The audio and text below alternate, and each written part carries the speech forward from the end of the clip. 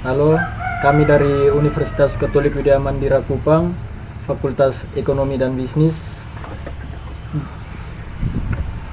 Prodi Akuntansi. Di sini kami akan membahas mata kuliah akuntansi sektor publik. Sebelumnya, kami akan memperkenalkan nama terlebih dahulu.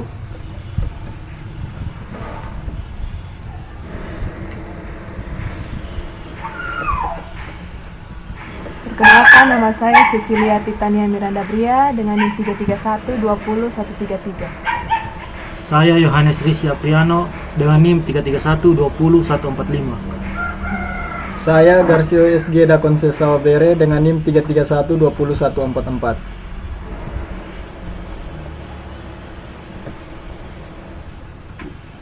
Peran dan tantangan organisasi sektor publik di masa depan.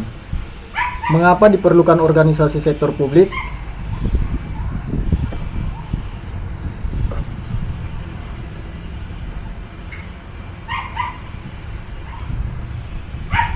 Jawabannya yaitu organisasi adalah sekumpulan individu yang mempunyai tujuan yang sama dalam melakukan suatu hal yang bersifat positif.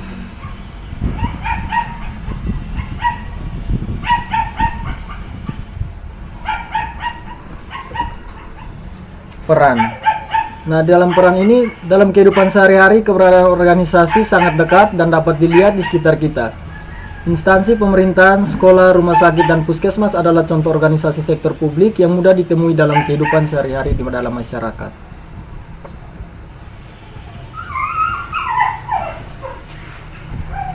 Tantangan organisasi sektor publik.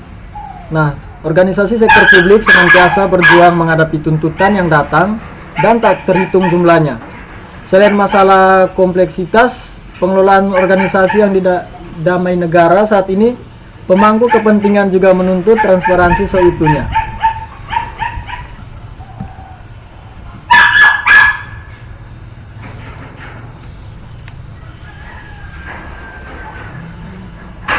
Lima tantangan. Yang pertama yaitu memperluas etika sektor publik kepada bidang lain di luar dari administrasi publik. Yang kedua, politisasi tumbuh dari pelayanan publik. Yang ketiga, rasionalisme ekonomi meliputi privatisasi dan komersialisasi. Yang keempat, kesewenang-wenang dalam janji sektor publik. Dan yang kelima, kuatnya pengaruh dari kelompok kepentingan. Yang berikut, respon strategi yang harus dilakukan organisasi sektor publik dalam menghadapi berbagai tantangan di masa depan. Diambil dari tantangan organisasi sektor publik.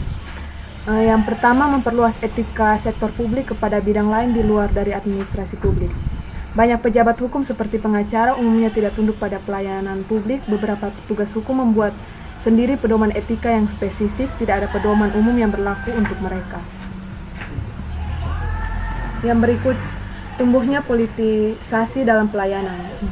Jabatan administrasi publik dijadikan ajang politisasi di mana ada pengaturan posisi jabatan, kemudian adanya tumpangan politis atas kebijakan yang sedang diimplementasikan guna menguntungkan pihak tertentu.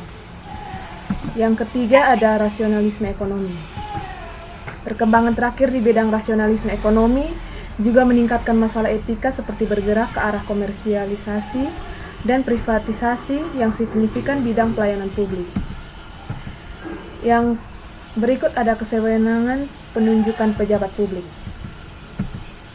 Pengangkatan jabatan atau staf yang berwenang dan janji peradilan diputuskan diberikan pada kementerian atau rekomendasi pejabat tinggi lain. Hal yang ditakutkan adanya kesewenangan menunjukkan pejabat tanpa pengawasan. Yang berikut ada prospek dan tantangan. Pelanggaran terjadi di mana orang-orang yang ditunjuk hanya tumpangan politik atau orang-orang yang kompeten dihalangkan. Yang terakhir ada pengaruh kuat dari kelompok kepentingan. Etika sektor publik bisa datang di bawah tekanan ketika kelompok kepentingan yang kuat di dalam masyarakat. Mereka dibayar untuk memajukan kepentingan orang-orang yang mereka wakili. Singkatnya, kerahasiaan sebenarnya tidak aman untuk pengambilan keputusan yang baik dan masih banyak lagi perlu dilakukan untuk membuat pengambilan keputusan pemerintah lebih terbuka dan konsultatif. Yang selanjutnya, isu-isu penting apa saja yang mempengaruhi akuntansi sektor publik di masa depan. Akuntan Indonesia kini menghadapi berbagai tantangan baru, baik tantangan yang datang dari dalam profesi maupun dari luar profesi. Dari dalam profesi, tantangannya berupa banyaknya standar-standar baru yang harus diterapkan, sejalan dengan konvergensi IFRS dan ISA, serta pronouncement lainnya yang diterbitkan IFAC. Maka organisasi akuntan Indonesia terus-menerus melakukan adopsi standar-standar tersebut, melakukan pendidikan kepada akuntan, serta melakukan sosialisasi kepada masyarakat, perguruan tinggi, industri, dan sebagainya. Tantangan dari luar profesi datang dari berbagai pihak, mencakup tantangan meningkatnya tuntutan governance dari pihak pemakai jasa akuntan, regulasi yang lebih ketat oleh pemerintah, serta tantangan menjaga kepercayaan pemerintah di tengah-tengah masih sedikitnya jumlah akuntan publik di Indonesia. Akuntan dipandang sebagai salah satu pihak yang sangat kompeten untuk menjaga risiko investasi dan perkreditan dari investor atau kreditur. Kemudian, masih sejalan dengan tuntutan governance tersebut, pemerintah Indonesia kini aktif membuat peraturan untuk profesi akuntan publik, pembatasan rangkap jabatan dan pemberian jasa, aturan quality control dan independensi sengaja dibuat untuk memenuhi tuntutan governance di satu sisi, namun di sisi lain menjadikan profesi akuntan penuh dengan aturan.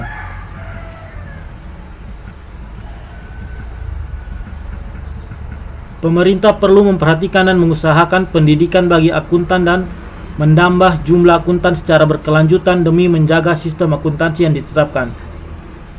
Pendidikan yang diberikan perlu disesuaikan dengan perkembangan sistem akuntansi, termasuk bagaimana meningkatkan kemampuan para akuntan yang sudah bekerja saat ini, mengingat standar akuntansi dan pemeriksaan keuangan terus berubah. Kedua, menerapkan aturan akuntansi sesuai dengan undang-undang yang disahkan, khususnya bagi perusahaan publik dan perusahaan yang tercatat dalam pasar modal. Rekomendasi ketiga adalah pengawasan implementasi aturan, mengingat proses konvergensi sistem laporan keuangan lama menjadi sistem IFRS perlu dipahami oleh manajemen perusahaan dan badan pengawas laporan keuangan, yaitu Bank Indonesia dan Badan Pengawas Pasar Modal dan Lembaga Keuangan.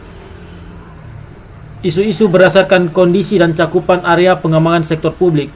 Yang pertama, pengembangan sektor publik meliputi industri utilitas, jasa, dan tanah. Yang kedua, fokus pengendalian publik dalam kebijakan makroekonomi. Yang ketiga, mengakui kepemilikan sebagai hal yang vital. Yang keempat, memusatkan pada visi pelayanan masyarakat.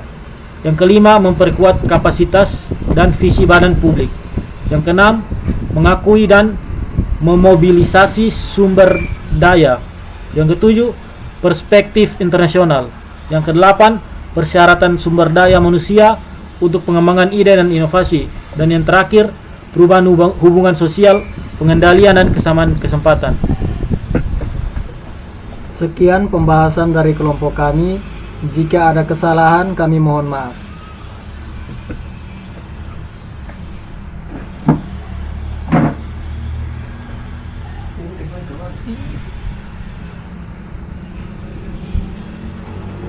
Sudah.